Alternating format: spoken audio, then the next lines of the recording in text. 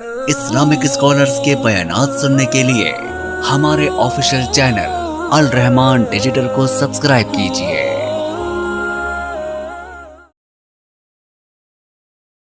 उसके बाद एक सवाल है, नरीना औलाद के लिए दवाई लेनी जायज है या नहीं, रहनुमाई कर दें। भाई सुनिए, बेटे और बेटियां बनाना ये अल्लाह का काम है। कोई बीमार करके तीसरी जिन्स बन जाए तो तब भी अल्लाह का काम है। वो बांझ कर दे ना दे तो भी उसका काम है।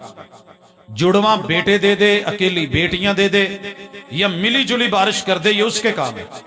लेकिन एक बात ज़हन में रखिए, फुकहा ने, मुहद्दिसीन ने, डॉक्टर्स ने, अतिब्बा ने इस चीज को रब के साथ चैलेंज करार नहीं दिया। काबिल इलाज मर्ज है। असल ये है, अगर कोई रब की रजा पे राजी रहता है तो अल्हम्दुलिल्लाह बेहतर है, गुड एंड गुड, रब मेरा बेहतर जानता है मेरे लिए जो अच्छा है। लेकिन अगर इसको बतौर इलाज लाना हो तो ये जस्ट बॉडी की एक चेंज है, एक टाइमिंग है।